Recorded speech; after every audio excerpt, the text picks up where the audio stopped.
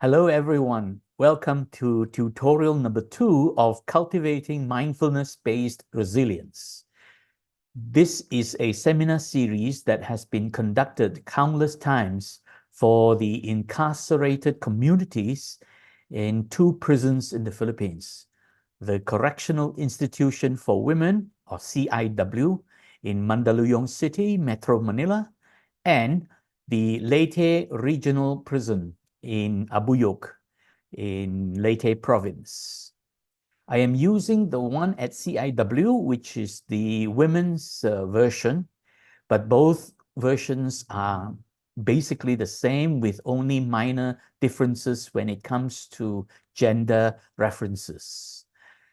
Okay, so let's get on with tutorial number 2. This is the second in the series of tutorials. We completed the first one a few days ago, so I hope you have gone through the first one.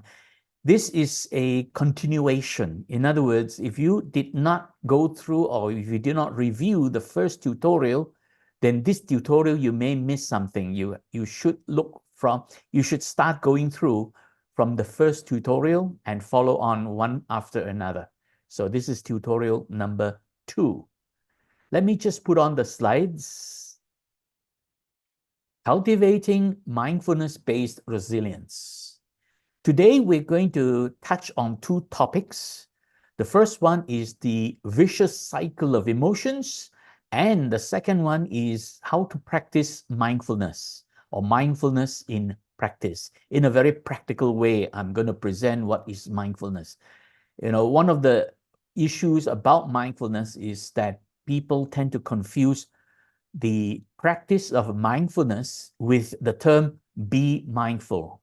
So when people say be mindful, it simply means you become aware of what's going on around you. That is being mindful. But the actual practice of mindfulness, now mindfulness has been taught for thousands of years. So the actual practice of mindfulness is not about paying attention to what goes on outside of you, but rather what goes on inside. So we're going to talk a little bit more about that in depth later on. But first, we're going to take a look at the topic, vicious cycle of emotions. So let me play you the first clip of how I presented the concept of the vicious cycle of emotions to the women persons deprived of liberty at CIW. So this is what we call the vicious cycle of emotions. Things happening around us. We start to experience it. We see, hear, smell, taste, and touch.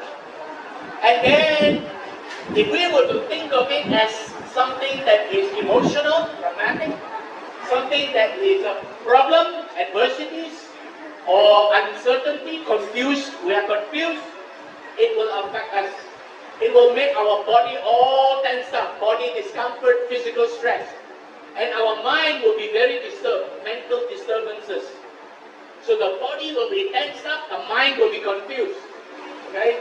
So that is what normally happens to us. If we are not careful, if by now we don't learn to relax, then it causes an emotional reaction inside us.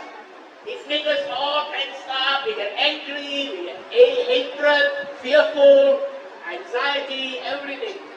And all this is not good for us.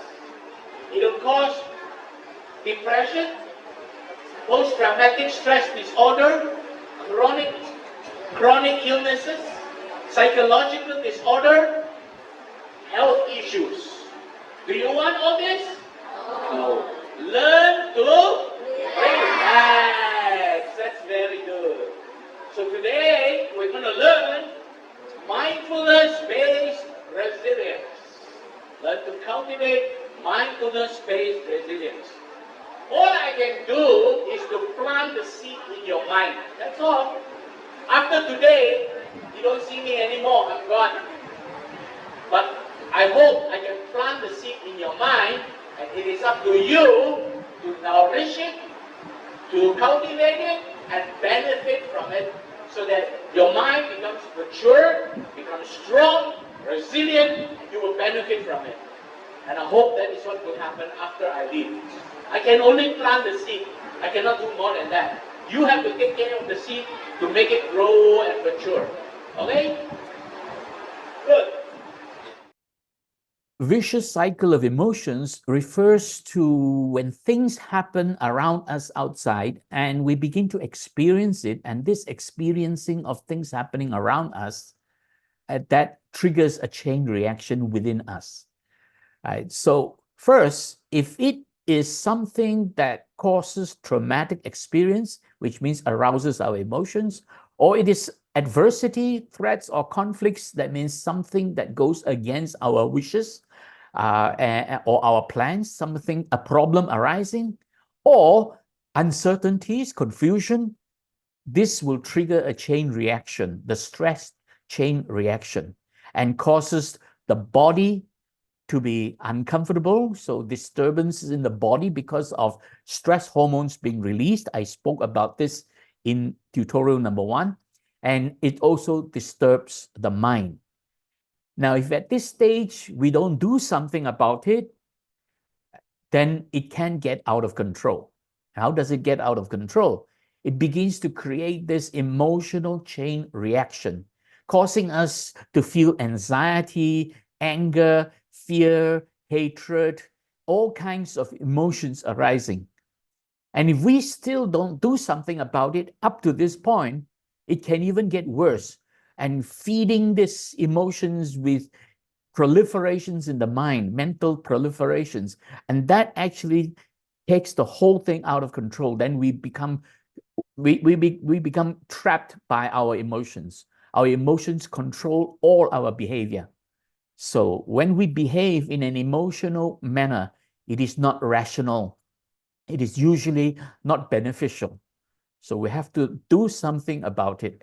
And as you have heard, the important thing to do is to learn to relax. I'll come to relaxation in a moment, but let's just examine this vicious cycle of emotions in a little bit more details. If we don't take control of what is happening, then it controls us and creates a lot of problems. Depression, post-traumatic stress disorder, psychological disorder, chronic illnesses, and health issues. All this is very unhealthy and it hurts us and causes a lot of suffering. So we need to do something about it. So first, we'll just quickly run through the important understanding what makes us stressed. As I have mentioned in tutorial number 1, things that arouse emotions, things where problems arising, something going wrong, adversities, threats, or conflicts, or things that are that cause uncertainty, confusion, unfamiliar or unexpected circumstances arising. All these trigger a chain reaction commonly called stress. Right? So, and that causes changes in the body because the amygdala triggers a chain reaction by sending signals to the glands to release stress hormones, adrenaline, cortisol, and causes various unwholesome activities and tensions in the body. I spoke about this at tutorial number 1, so I won't go any further into it, but it causes a lot of discomfort, and this bodily discomfort disturbs the mind. So this vicious cycle of emotions, let's go through it in a little bit more detail. Okay. Things happen around us. So we have to be mindful, realizing things happening around us. But mindfulness is not just realizing things outside of us, but looking within. So first, when things happen around us, we experience these things. So this is the experiencing of things happening around us. And if they happen to be things that make us stress, the traumatic experiences, arousing emotions, adversities, threats, and conflicts, which are problems arising against our wishes, or uncertainties and confusion. So we begin to experience this. And when this happens, it triggers that chain reaction, the stress chain reaction. Like the amygdala in the brain, I mentioned this before, it causes the release of these powerful stress hormones. Now, this process is called autonomous or autonomic process. That means it arises from within without our control. We are not in control. It happens automatically, autonomously within us. So in other words, the moment we experience traumatic experiences, adversities, and uncertainties, this process begins. We have no control over the beginning or the starting of this process. We can't control the amygdala. So this amygdala triggers this chain reaction, releasing these powerful stress hormones and causing this fight, flight, or freeze reaction in the body. And this is what I mentioned in tutorial number 1, which is general adaptation syndrome. I mentioned that towards the end, so you can Google that, general adaptation syndrome, to find out what it's all about. So it causes things like the heart beating faster, breathing deepens, and so on, a whole series of tensions in the body and reactions in the body because of these stress hormones. And this brings about discomfort in the body. And this is what we call physical stress. But this is not the only thing. When the body becomes uncomfortable, I have mentioned before, the body affects the mind affects the body. So when the body becomes uncomfortable, it starts to affect the mind. Bodily discomfort disturbs the mind. So we get mental disturbances. And when we experience these mental disturbances, it leads to emotional distress. That means we now become very uptight. Our mind is very confused, and the mind is really unable to think clearly, because this is when emotions take over. And if we don't do something about this, it gets out of control and cause all that sickness in the body and affecting all the mind. So we're going to do something. And what do? We practice mindfulness, learn to relax.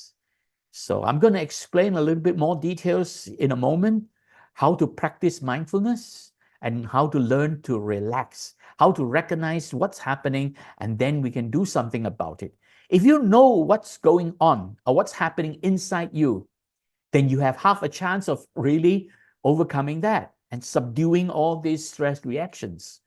See, you can't prevent it from arising, but you can relieve it once it arises. And when you are able to recognize it arising, you can do something about it. And that is learning to relax, helping to relieve all these tensions in the body. So how do we practice mindfulness? Now, it's very important. The important thing is when something happens out there, right? So you are aware what's going on. That is being mindful. But you must also practice mindfulness, which is realizing and being aware how all these are affecting you. That is mindfulness, realizing how things are affecting you and causing bodily discomfort, mental disturbances. So basically, mindfulness means you are aware of this arising of this vicious cycle of emotions. So in other words, I hope today's sharing, explaining this vicious cycle of emotions, helps you to be aware when something happens out there and these things are creating stress reactions inside us, that this vicious cycle of emotions arise. So be aware of it. That is mindfulness, being aware of this vicious cycle of emotions happening within us, inside us. So changes to the body. Now, actually, there are 4 things. And in the Buddhist tradition, in the teachings of mindfulness in the Buddhist tradition, we learn to focus on 4 areas. First is changes in the body, stress reactions. Our body is getting tense, various organs are reacting. So this is the first area you should be aware of, changes in the body. And then you should also be aware that all these changes causing physical discomfort produce sensations and feelings in the body that disturb the mind. So when the mind is disturbed, emotions are aroused, arousal of emotional excitement, And this is the third area of focus in the practice of mindfulness, according to the Buddhist tradition, right? That the third area of focus is being aware of the arousal of emotional excitement, this mental disturbance causing this emotional excitement. And finally, when emotional excitement arises, it starts to affect us. This causing, affecting the way we think, our thoughts, our intentions, right? So all this lead to how we react or respond to the problem. So that is what mindfulness is about. Being aware of this vicious cycle of emotions, where these are the four areas we should be aware something is happening inside us, how the body changes, how sensations, feelings arise, how emotions are aroused, and how we begin to think and have intentions to do something. But very often, these intentions are not rational. These intentions are controlled by emotions, and therefore we may not be behaving in a rational and beneficial way. So that is why mindfulness will help us to be aware and to learn how to respond in a rational and a beneficial way. So the first is to realize something is making us stressed. And the solution is to learn to relax when we get stressed instead of just reacting blindly or reacting unmindfully, or to put it in another way, reacting mindlessly, because our emotions take control. So when all this is happening, right, and the body is uncomfortable, the mind is disturbed, and then we're experiencing this emotional distress, we have to be mindful, and that is, we have to practice mindfulness, and that is where we become aware of the bodily changes. So in other words, when you realize your heart is beating faster, when you realize your breathing is deepening, when you realize maybe your neck, you see, when you can sense blood pressure rising through feeling in the neck, this part of your neck gets very warm. When your blood pressure rises, this part of your neck heats up, it warms up. So be aware, blood pressure rising, that's why it causes people to have this distorted facial expression. So all this muscle becoming tense, our facial expression distorted, and then the bodily discomfort is experienced, all kinds of bodily discomfort with body tensions everywhere. Pay attention to this happening. This is mindfulness, bringing your attention inwards, realizing this is happening to you. If you realize that at this point in time, you have a chance of relieving the stress, reducing the harmful effects of stress. You cannot prevent it from arising. It is autonomic, right? Autonomous reaction. It arises the moment your amygdala is triggered, and you can't control that. But what you can do afterwards, when you realize it's happening, then you can do something about it. And we're going to talk about what can you do about it. In the coming tutorial, we'll go further into what else we can do about it. But the first thing you got to learn to do is to relax. So when you realize your body is feeling all stress, you got to learn to relax. So if we don't do that, then we are not practicing mindfulness, right? What we are being unmindful about what's happening inside us. In fact, the opposite of mindfulness is mindlessness. The mind is not in control anymore, right? The emotions are in control. Your thinking mind, your cognition, your thinking is no longer in control. So here, when I say mind, I'm referring to the thinking part, right? Because the emotion part is something else. It affects us. And it is not something we can actually control when it arises. But if we are aware of it, we can control our emotions. And therefore, if we are not practicing mindfulness, we are allowing mindlessness to take over.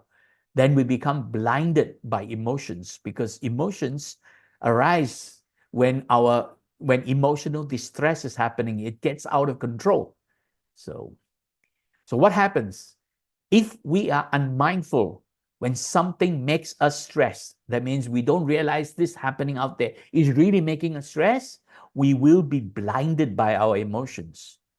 So this autonomous stress reaction affecting the body and the mind, stress hormones affecting the body, and then the mind getting disturbed, emotions take control of our behavior. And therefore, our automatic unmindful reaction, right, our automatic unmindful desire is really to react right away. This is happening if we are not practicing mindfulness. Then we are allowing mindlessness to take over. Emotions control our behavior. And we often think very poorly that our emotional reaction is our control over the circumstances, but that is poor judgment. Thinking that when we react, we are in control, it's not. When you are reacting and not responding rationally, you are just reacting emotionally, you have lost control. So thinking that this reaction is control, that is poor judgment. You have lost control. You have allowed your emotions to take control of you. Okay? Emotions do not define who you are. It is what you do that defines. So therefore, you have to take control of your emotions. Otherwise, emotions take control of you. So therefore, the reality is our emotions blinded us from rational and beneficial response to whatever that is making us stressed.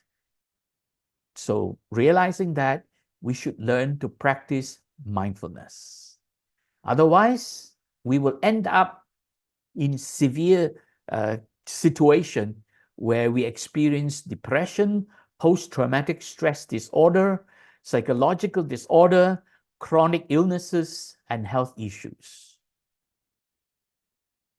That's why we need to cultivate mindfulness-based resilience, right?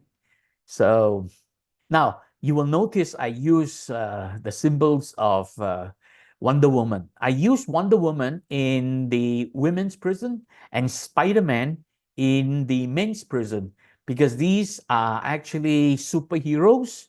We use them as the role model because both Wonder Woman and Spider-Man, they both are very much in control of their responses. They are resilient, they are tough, and they are agile. So I'll talk a little bit about mental toughness and mental agility in a moment. So let's take a look at this next clip where I go on to talk about this mindfulness-based, cultivating mindfulness-based resilience. So, mindfulness-based resilience. This is the mental toughness. Mental toughness is strong. Agility. Agility means flexible. Not just strong. Strong alone is no good. You need to be flexible. So that it is the ability to recover quickly and adapt easily to traumatic experiences, adversities, and uncertainties. Let us read that together. Mindfulness-based resilience, mental toughness and agility, the ability to recover quickly and adapt easily to traumatic experiences, adversities, and uncertainties. I don't hear much now. I'm not here to put on a show. I'm here to help you plant a seed in your mind. The only way you can benefit is to help yourself also. So don't just sit there and watch like a show. This is not a show. I'm not here to do shows. Okay? Let's read that again together. Ready? Go. Mindfulness-based resilience. Mental toughness and agility. The ability to recover quickly and adapt easily to traumatic experiences, adversities, and uncertainties. That's good, thank you. Now, when something good happens, this is what we do. We go, very good, yay! We do it 2 times. Ready, go. Very good,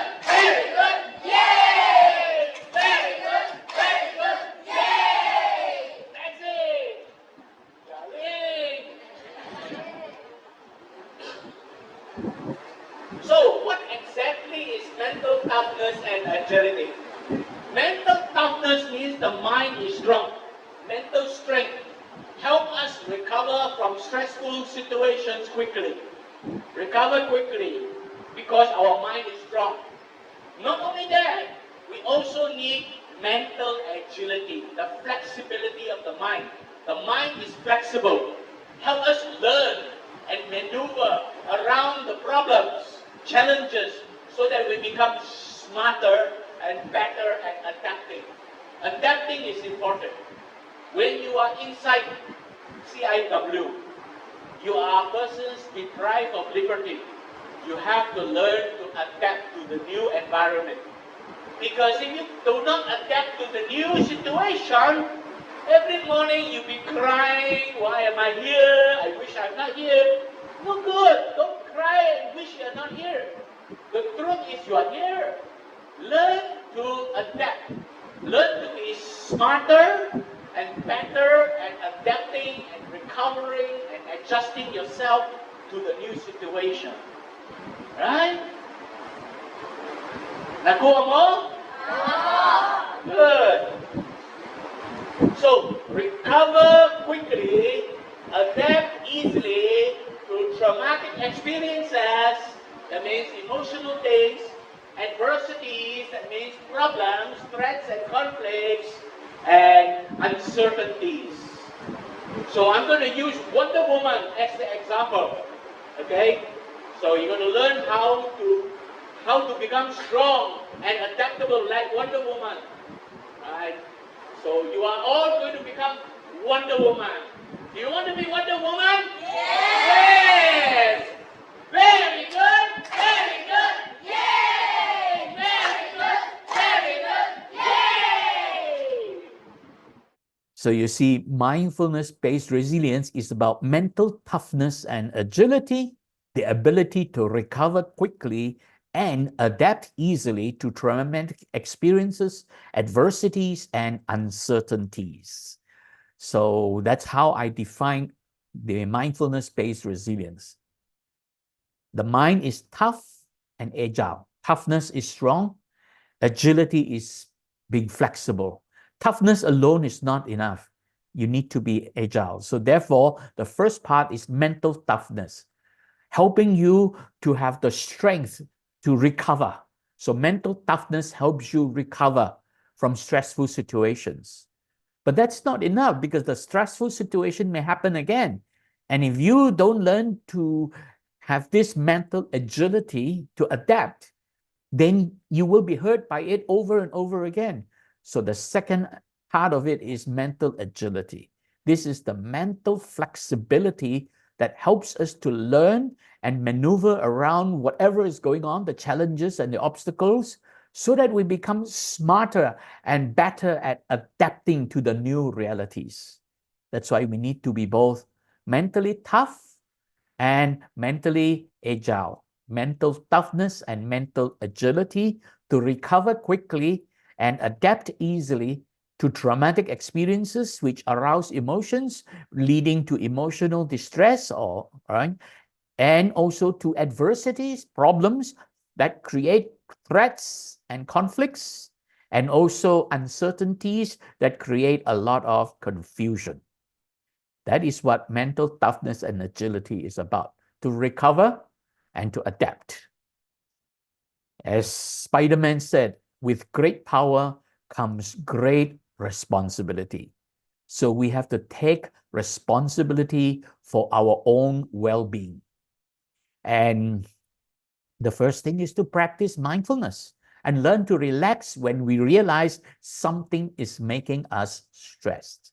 So I hope I got the message across. I know I have repeated many times, but some people need to hear this many times before they wake up to it. So I hope with this tutorial that those of you who are paying attention, you are waking up to what's going on, how to practice mindfulness and what it really is compared to what other people simply say, oh, be mindful what's going on outside. So it's not enough just to be mindful what's going on outside. You have to practice mindfulness to realize what's happening to you, how it is affecting you. And then you have a chance to build resilience. And the way to relax, now I'm jumping the gun a bit. I will be teaching this later on. Next tutorial, I will talk about this in more detail. But I'll just quickly say, how do we relax? We practice this thing called the 3-step self-compassion. Self-compassion, that means be compassionate towards yourself. Help yourself. With great power comes great responsibility.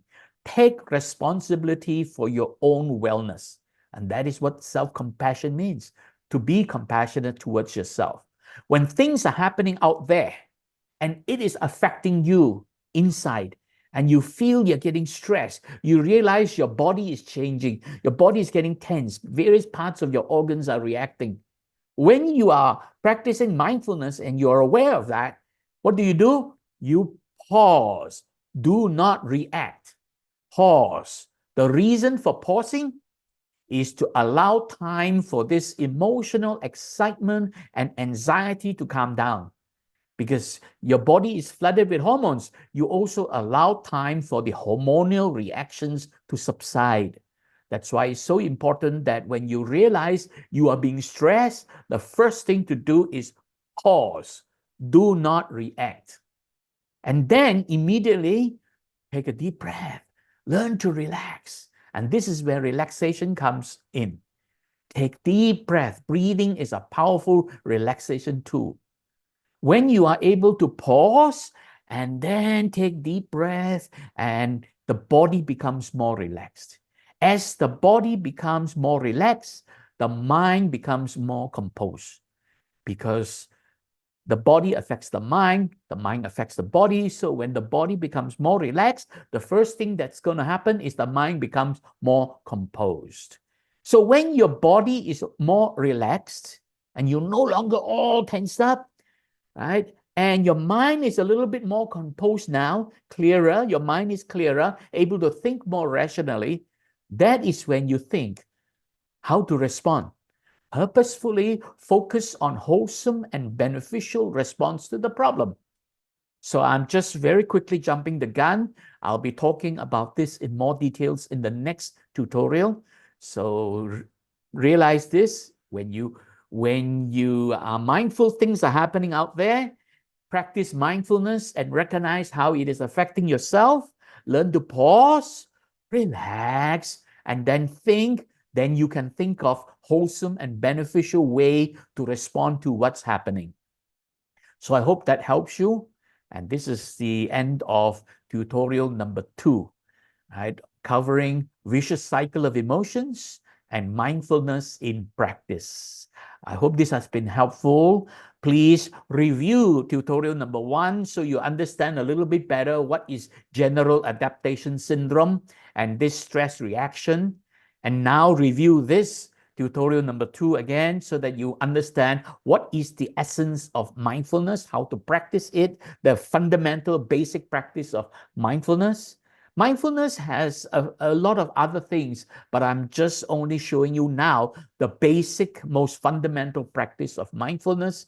Please review this tutorial after you have finished it, look through it one more time, and then realize and learn from it. I hope this has been helpful. Thank you very much. May you be well, peaceful, and happy. Thank you.